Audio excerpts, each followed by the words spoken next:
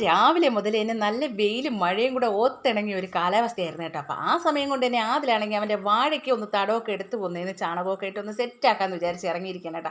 മൂത്താപ്പം മുണ്ടൊക്കെ കൊടുത്താണ് ഇന്ന് പണിക്ക് ഇറങ്ങിയിട്ടുള്ളത്.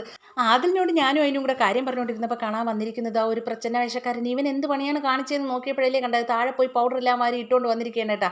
അതിനുവാണെങ്കിൽ പറയുന്നത് ഇന്നും ഉമ്മ അടിച്ച് ശരിയാക്കിയേ ഉള്ള പൗഡർ അത്രയും തീർന്നിട്ടുണ്ടെന്ന്. പക്ഷേ കാണാൻ നല്ല മുഞ്ചുണ്ടായിരുന്നേ. അങ്ങനെയൊക്കെ എൻ്റെ കുട്ടി ഒരുങ്ങി വന്നപ്പോൾ ഒരു സെല്ല് പണ്ട് നമ്മൾ സ്കൂളിൽ എന്തോ പ്രോഗ്രാമിനാണ് ഇങ്ങനെയൊക്കെ പിള്ളേർ ഒരുങ്ങുന്നത് കണ്ടിട്ടുള്ളത്. പക്ഷേ എനിക്കിഷ്ടമായിട്ടാണ്. പിന്നെ അവനെ തുടച്ചൊക്കെ നമ്മൾ വൃത്തിയാക്കി. കുറേ ദിവസം കൊണ്ട് നോമ്പ് തുറക്കുമ്പോൾ ഒരു ഷവർമ കഴിക്കണമെന്ന് വിചാരിക്കുന്ന കേട്ടോ. പക്ഷേ കണ്ണൂസ് ചെല്ലുമ്പോഴൊക്കെ തീർന്നു പോകും കേട്ടോ. അപ്പോൾ ഇന്ന് എന്തായിരുന്നാലും ഭാഗ്യത്തിന് 2 ബാക്കിയുണ്ടായിരുന്നു. അതിനെ കൈയോടെ ഞാൻ മേടിച്ചുകൊടുക്കുമ്പോൾ വന്നിട്ടുണ്ട്. അപ്പോൾ അത് പിന്നെ അത്യാവശ്യം കുറച്ച് വീട്ടു സാധനങ്ങൾ. അത് കഴിഞ്ഞപ്പോൾ പാപ്പായും മോനും കൂടെ ജ്യൂസ് അടിക്കാനെന്ന് പറഞ്ഞുകൊണ്ട് കയറിയതാണ് കേട്ടോ. ഇവർ രണ്ടുപേരും കൂടെ അടുക്കളയിൽ എന്നെ സഹായിക്കാൻ കയറിയ നമ്മൾ സ്റ്റേജിൽ പ്രോഗ്രാം അവതരിപ്പിക്കാൻ കയറുന്നതാണ് കേട്ടോ. സ്റ്റേജ് മൊത്തം കവർ ചെയ്യില്ലേ, അതുപോലെ അടുക്കള മൊത്തം അങ്ങ് കവർ ചെയ്തോളെ.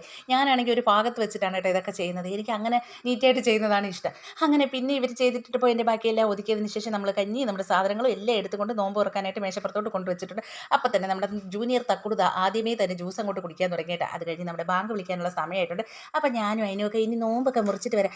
അങ്ങനെ നമ്മൾ നോമ്പെല്ലാം മുറിച്ച് കഴിഞ്ഞ് ഇനി രാത്രിത്തേക്ക് എന്തെങ്കിലും ഞം ഞം ഞം കഴിക്കണ്ടേ. അപ്പോൾ അതിന് വേണ്ടിയിട്ട് ഒരു അപ്പം മാവ് വാങ്ങിക്കൊണ്ട് വന്നിട്ടുണ്ടായിരുന്നു. ഇപ്പോൾ കണ്ടപ്പോൾ തന്നെ എനിക്ക് അത്ര പന്തിയായിട്ട് തോന്നിയില്ല. പിന്നെ ഞാൻ സോഡാപ്പൊടി ഇപ്പോൾ ഇട്ട് വെച്ച് കേട്ടോ. നിസ്കാരമൊക്കെ കഴിഞ്ഞ് വന്ന് ചുട്ടെടുത്തപ്പോൾ ഇത് തന്നെ അവസ്ഥ കേട്ടോ. അപ്പോൾ ഇന്ന് ഇത്രയൊക്കെ ഉള്ളൂ.